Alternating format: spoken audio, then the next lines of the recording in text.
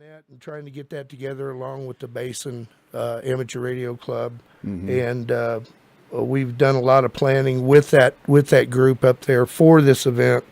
And the convention's going to be taking place over Memorial Day weekend, which is a good weekend for a lot of tourists to come up in the Cody area and stop by and see us. It's going to be the weekend of 26th and 28th May, and it's going to be up in Cody. We're hoping to have a lot of people at the convention. It involves the Rocky Mountain area, which is Utah, Montana, Wyoming, Colorado, and New Mexico. So it's our turn in the bucket. We rotate every year, which state holds it. So gotcha. It's going to be a great time. It's going to be a real good time. Well, it's a great location, great time of year. And there's, I don't know, it seems to me, and maybe I'm wrong, but it seems to me that the interest in ham radio has just always been there. I mean, I don't know so much ebb and flows so much as far as interest, but it's a great hobby, and there's something fascinating about it. Absolutely. Well, it's growing as a hobby itself these days. The technology's getting better. Right. There's a lot of youngsters that are getting involved in the hobby because of the digital and the different technologies we have now. So that's really sparked their interest, and we're getting a lot of younger folks to join the ham ranks, which is really cool, to carry that banner and keep it going. But a lot of opportunities for people of all ages to get involved. Right. Now the convention itself, as you said, in Cody, and so you guys are putting this all together. Now, Jack, were you involved in getting the prizes that were given away here? Yeah, I was the prize committee, actually, and pretty. You were it, huh? I was it. Committee of one. Committee of one. It's interesting how this got pushed over to the Cheyenne Club. Sure. Yeah, and they became the prize selection committee and also the purchasing agent for the prizes, which took some of the burden off the rest of us in the committee for the convention. Well, I tell you what, just from looking at the prize list, you came up, you hit a home run here because there's some pretty cool stuff you have on this. Run down what we're going to give away at this convention. Jack, do you have it in front of you? You have it. Give it to you. All right, we're going to give away actually 10 different prizes, varying in prices from $700 is the grand prize. Right. And goes all the way down to a $49 ARRL handbook, which is quite a prize in itself. Sure. The grand prize is a HF low power radio that runs on battery. It's a Yaesu model. And the second prize is it's a power pack with a solar panel, and it generates its own power from the solar energy, a little pad that flops out, and it's worth $430. And then there's a buddy pole, which is a portable antenna system, which is coveted by many hams that go out and set up camp and whatever. And the price of the new on that is over $400. So I go down the list. The overall cost of these prizes is $2,500. So we put a lot of money into it. Yeah. And we'll draw these at the banquet Saturday night there at the Holiday Inn in Cody. Okay. And a lot of the prizes are geared around outdoors. This is one of the themes that we're doing this year is the outdoors theme and get outdoors. So a lot of the prizes are geared toward those who want to go out and backpack, or they want to do portable operations and that type of thing. So Well, I'll tell you what. There's a lot of places in the state of Wyoming where a cell phone just doesn't work. Right. And especially in remote areas for people backpacking or camping or whatever the case may be, communications can be really crucial. Not that you maybe always be able to hit a repeater or that sort of thing, but if people know you're out backpacking and you got a ham radio and you're going to be on this frequency and you get in trouble, chances are somebody's going to be able to find you. Absolutely, especially around the Rocky Mountain area where people go up in the mountains and they take these radios up. You can talk for miles with these radios, and a lot of people, they know where people monitor. So they, if you get in trouble, there's a very high likelihood that somebody's going to hear you, and they're going to get help coming your way. Yeah. Well, it's a good thing. What was I going to ask you? There was something over here. I lost it here all of a sudden, but. Well, let's just talk about the club itself, I guess, for right now, Tom. How many members in the club right now? approximately? 40 to 50 right now. Yeah, 40 to 50. Yeah, 40 to 50 in the club here in Cheyenne right now. And we're gearing up for a couple of activities this year also. We have the High Plains Roundup, which is coming up in September, on the 9th of September.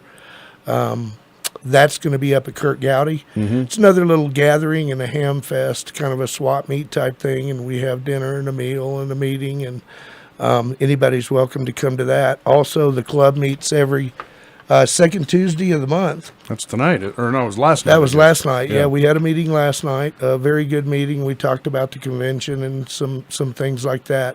But it's the second Tuesday of every month out at Laramie County Emergency Management, which is out in the Archer Complex. So anybody that's interested in amateur radio is invited to come out and join us. No charge, Yeah. no nothing. No, absolutely. Yeah, I know what I was going to ask you. Vendors at the convention. We're gonna have vendors there. No vendors. No vendors. No vendors. But we're going to Wow. try to supplement that with what we call the swap meet, Okay. or junk fest, or Sure. flea market, with bringing your radio in and setting it on a table and trying to sell it to another ham. Sure. And they're doing consignments too. There's going to be, what do they call it, the country store? Country store. Yeah, Okay. it's going to be the country store where people can bring stuff in and set it in the store per se, and they're going to do a consignment type deal. Part of that income from those sales is going to go back to Bighorn Basin Amateur Radio Club, who's the ones that kind of took care of the facilities and everything up there Okay. and got it going. But it's going to be a good time anyway. The forums are going to be great. Right. We're going to have a lot of forums on Saturday. Most of the forums are going to be running from 8 o'clock till 5 o'clock. And they're going to be right there at the Holiday Inn in Okay. Cody. And at the forums, we're going to be giving away individual prizes as well. Door prizes. Door prizes. prizes, Yeah. okay. So people will have the opportunity to come in, listen to the forum, and have a chance to win some more of that outdoor amateur radio type gear. Sure. There's a veritable plethora of different stuff that we're giving away. Right. Meters, whatever, ham radio related items that are for portable ops. So, Okay. and the forums are going to be great. Yeah. Now the forum featuring Sean Kutzko. Is that how you say it? Yes. Yes, KX9X.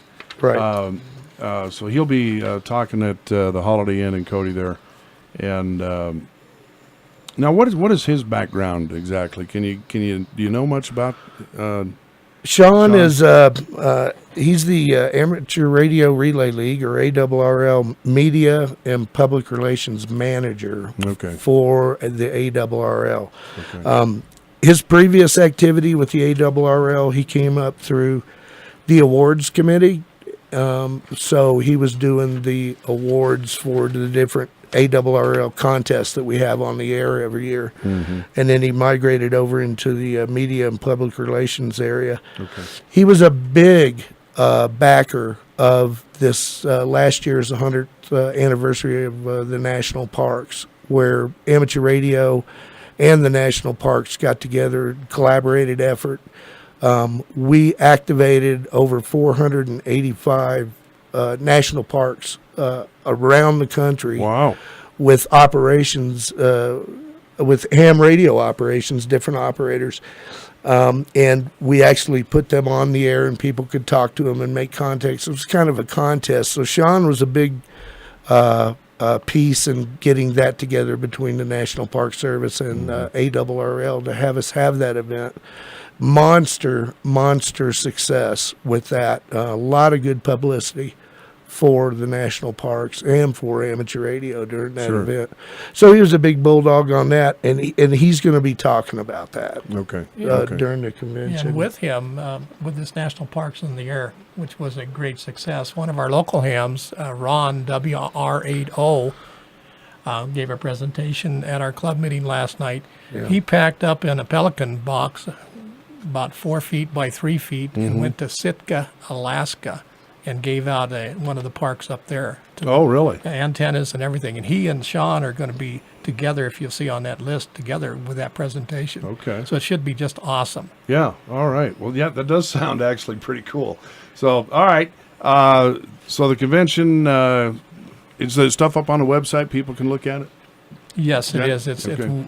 Wyoming Ham Con. That's one word, WyomingHamCon.org. Okay. And it's a pretty impressive website. It really is. Okay. All right. Well, sounds like it. I want to just touch on a couple more things here, guys, before I let you go. Locally, if people are interested in becoming a ham, what's the first thing they need to do? You can contact the Cheyenne Amateur Radio Club on our website at CheyyenneARC.org. Send us an email, and we will tell you how to get in touch with our trainers. We have certain trainers in Elmer's that will get back to you and let you know what you need, how you need to start. Buying the books, where to get the books from, how to study to get your license. And then the best way to do it is just to come to one of our meetings Okay. on the second Tuesday of the month. And we always have people there that can give them some great information on how to get started. And we've had several come through that way Sure. at the meeting. So, Sure. Okay. yeah. All right. And also, we just need to let people know that the Cheyenne Amateur Radio Club does a lot of volunteer work especially over the course of the summer, right? Right. We do. Frontier days, walks, runs, bicycle rides, all kinds of things. All that. Yeah. Thunderbirds. The Yeah. Thunderbirds. Yeah, right. Yeah. Thunderbirds. Support the Thunderbirds with backup communications for Laramie County Emergency Management while they're doing their shows. So, yeah, we're involved in tons of stuff, especially during the summertime when the weather's nice and people get out, like you said, bike rides, ride for sight. We do that. Right. Yeah, Frontier Days, you'll see us in the white shirts standing on the street corner with our radios, Right. making sure people don't get run over by the horses. Sure. Or Yeah, keep them on the sidewalk. Absolutely. Yeah, Yeah. we want to keep everybody safe. So. Right, right. Skywarn too. Let's probably get that geared up here this spring when we get into the severe weather. Right. Skywarn's coming up. We're having training every 2 weeks, on the air training, and we'll be doing different scenarios on VHF radio, where we'll put a scenario out and people will call in from wherever they're at in the city, Sure. and simulate, see what they see, report what they see, and then the net control for the Skywarn is actually located at the National Weather Service. We have a station down there. Right. So if the spotters in the Laramie County area or wherever see something, they can report it right to the National Weather Service, and the forecasters have it right away. So it's a pretty viable resource for It is. NWS to have us out there. Yeah, it definitely is. They can see all they want on their radar, but when you got a guy looking up into the clouds and tells them exactly, it can confirm what they're seeing on their computer models. I Right, guess. absolutely. They Yeah. see that hook echo, and then some, a hook echo, and then somebody confirms, yeah, you either got rotation or you got a tornado on the ground, and then boom, the sirens go off, whatever. Yeah. So, but it's eyes on the sky. It's what it's all about. All right. Well, this sounds like fun. The 2017 Rocky Mountain Division Convention, ARRL, up in Cody. Anything we missed, fellas, that we want to talk about that I didn't ask you about?